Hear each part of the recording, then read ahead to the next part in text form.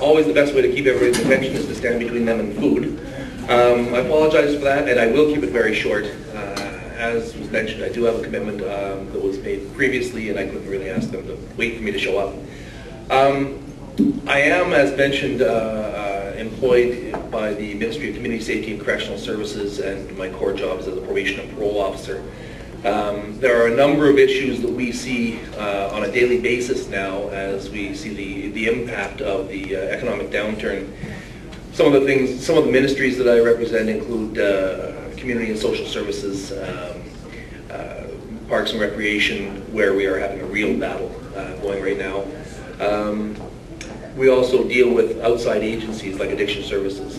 And in our general casework, what we've noticed as the economic impact has hit, we see an increase in things like domestic violence, an increase in things like excessive alcohol use and suicidal ideation, and a lot of our clients end up being referred to a great number of organizations that are represented here through Family Counseling, Addiction Services of Eastern Ontario, Detox.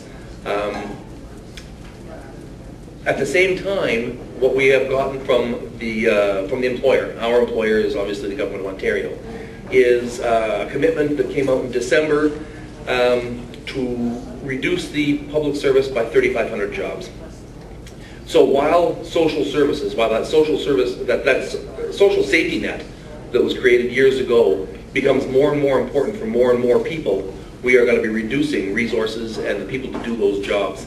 A good example of that is the fact that the government has taken this opportunity to decide to no longer pay vacation pay to summer employees.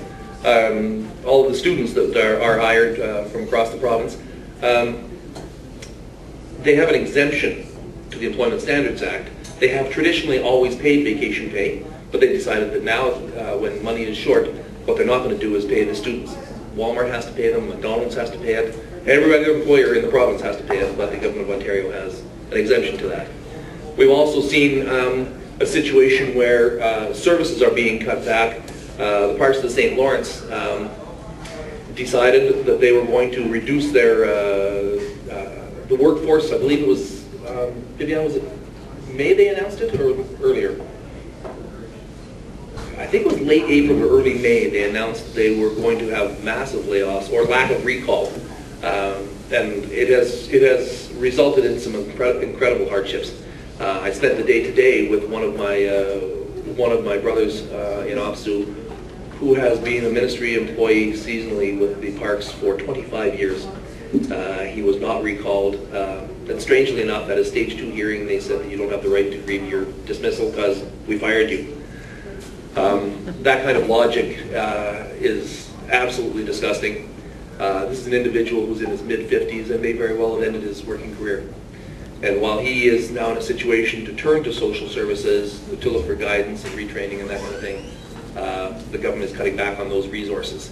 I think it's absolutely unconscionable and an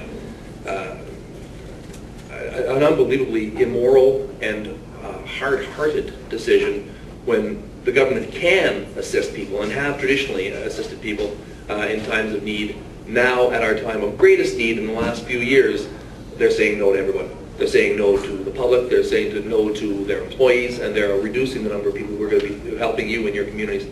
I think that's one of the things that most of the employees for the public service have always considered, is that we are there to serve the members of the public in times of need.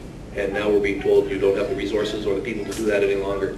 And I really think that is absolutely unconscionable. I hope that we all continue to, once this recession ends, the last thing I heard on CBC was that in the last 100 years, only 3 recessions have ever lasted more than 13 months. I'm really hoping that when this recession ends, and it's time for elections, we remember what the government has done for us. Thanks very much and enjoy the evening.